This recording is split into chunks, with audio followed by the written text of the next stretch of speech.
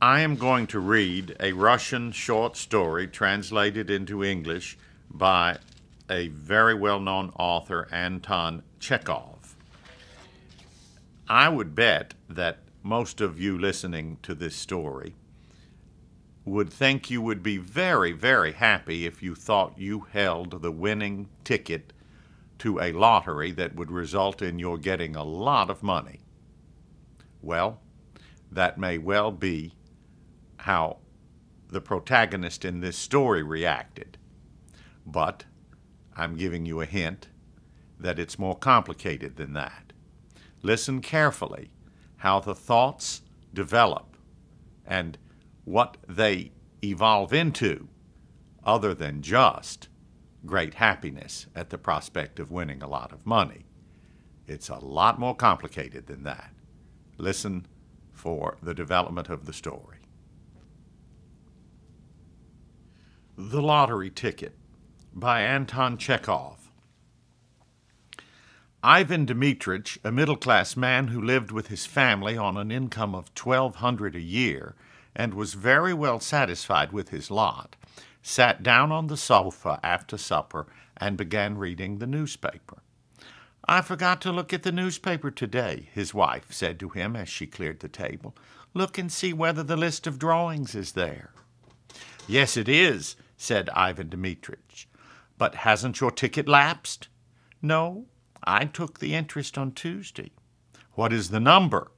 "Series 9499, number 26. "All right, we will look. 9499 and 26. Ivan Dmitritch had no faith in lottery luck, and would not, as a rule, have consented to look at the lists of winning numbers.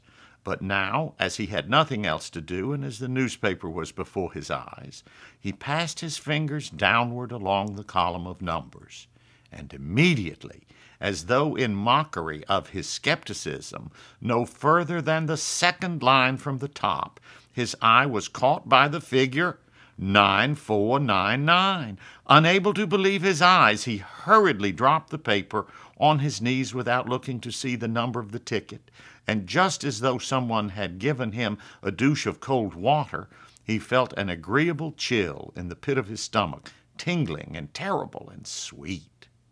"Masha, 9499 is there," he said in a hollow voice. His wife looked at his astonished and pain-stricken face and realized that he was not joking. 9499, she asked, turning pale and dropping the folded tablecloth on the table. Yes, it really is there." "And the number of the ticket?"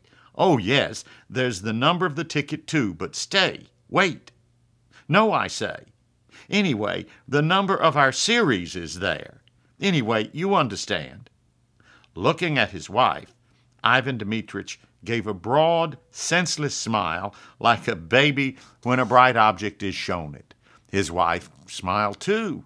It was as pleasant to her as to him that he only mentioned the series and did not try to find out the number of the winning ticket. To torment and tantalize oneself with hopes of possible fortune is so sweet, so thrilling. "It is our series," said Ivan Dmitritch after a long silence. "So there is a probability that we will have won. It's only a probability, but there it is." "Well, now look," she said. "Wait a minute. We have plenty of time to be disappointed. It's on the second line from the top, so the prize is 75,000. That's not money, but power, capital. And in a minute I shall look at the list, and there, 26? Eh? I say, what if we really won?" The husband and wife began laughing and staring at one another in silence. The possibility of winning bewildered them. They could not have said, could not have dreamed what they both needed that 75,000 for, what they would buy, where they would go. They thought only of the figures 9499 and 75,000 and pictured them in their imagination, while somehow they could not think of the happiness itself which was so possible. Ivan Dmitritch holding the paper in his hand, walked several times from corner to corner, and only when he had recovered from the first impression began dreaming a little. "And if we have won," he said, "why, it will be a new life. It will be a transformation. The ticket is yours, but if it were mine, I should first of all, of course, spend $25,000 on real property in the shape of an estate, $10,000 on immediate expenses, new furnishings, traveling, paying debts, and so on.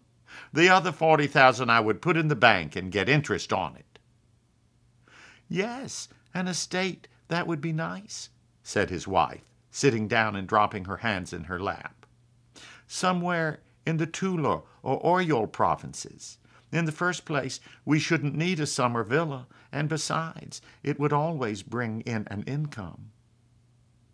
And pictures came crowding on his imagination, each more gracious and poetical than the last. And in all these pictures he saw himself well-fed, serene, healthy, felt warm, even hot. Here, after eating a summer soup, cold as ice, he lay on his back on the burning sand close to a stream, or in the garden under a lime tree. It is hot. His little boy and girl are crawling about near him, digging in the sand or catching ladybirds in the grass. He dozes sweetly, thinking of nothing and feeling all over that he need not go to the office today, tomorrow, or the day after. Or tired of lying still, he goes to the hayfield or to the forest for mushrooms, or watches the peasants catching fish with a net. When the sun sets, he takes a towel and soap and saunters to the bathing shed, where he undresses at his leisure, slowly rubs his bare chest with his hands, and goes into the water. And in the water, near the opaque, soapy circles, little fish flit to and fro, and green water weeds nod their heads. After bathing, there is tea with cream and milk and rolls. In the evening, a walk or a vent with the neighbors. "Yes, it would be nice to buy an estate," said his wife, also dreaming, and from her face it was evident that she was enchanted by her thoughts. Ivan Dmitritch pictured to himself autumn with its rains, its cold evenings, and its St. Martin's summer. At that season he would have to take longer walks about the garden and beside the river, so as to get thoroughly chilled, and then drink a big glass of vodka and eat a salted mushroom or a soused cucumber, and then drink another. The children would come running from the kitchen garden, bringing a carrot and a radish, smelling of the fresh earth. And then he would lie stretched full length on the sofa, and in leisurely fashion turn over the pages of some illustrated magazine, or covering his face with it, and unbuttoning his waistcoat, give himself up to slumber. The St. Martin's summer is followed by cloudy, gloomy weather. It rains day and night. The bare trees weep, the wind is damp and cold, the dogs, the horses, the fowls, all are wet, depressed, downcast. There is nowhere to walk. One can't go out for days together. One has to pace up and down the room, looking despondently at the gray window. It is dreary. Ivan Dmitritch stopped and looked at his wife. "I should go abroad, you know, Masha," he said. And he began thinking of how nice it would be in late autumn to go abroad somewhere to the south of France, to Italy, to India. "I should certainly go abroad too," his wife said, "but look at the number of the ticket." Wait. He walked about the room and went on thinking. It occurred to him, what if his wife really did go abroad? It is pleasant to travel alone or in the society of light, careless women who live in the present, and not such as think and talk all the journey about nothing but their children, sigh, and tremble with dismay over every farthing. Ivan Dmitritch imagined his wife in the train with a multitude of parcels, baskets, and bags. She would be sighing over something, complaining that the train made her head ache, that she had spent so much money. At the stations, he would continually be having to run after boiling water, bread, and butter. She wouldn't have a dinner because of its being too dear. She would begrudge me every farthing, he thought, with a glance at his wife. The lottery ticket is hers, not mine. Besides, what is the use of her going abroad? What does she want there? She would shut herself up in the hotel and not let me out of her sight. I know. And for the first time in his life, his mind dwelt on the fact that his wife had grown elderly and plain, and that she was saturated through and through with the smell of cooking, while he was still young, fresh, and healthy, and might well have got married again. Of course, this is silly nonsense, he thought. But why should she go abroad? What would she make of it? And yet she would go, of course, I can fancy. In reality, it is all one to her. Whether it is Naples or Klin, she would only be in my way. I should be dependent upon her. I can fancy how, like a regular woman, she will lock the money up as soon as she gets it. She will look after her relations and grudge me every farthing. Ivan Dmitritch thought of her relations. All those wretched brothers and sisters and aunts and uncles would come crawling about as soon as they heard of the winning ticket, would begin whining like beggars and fawning upon them with oily, hypocritical smiles. Wretched, detestable people.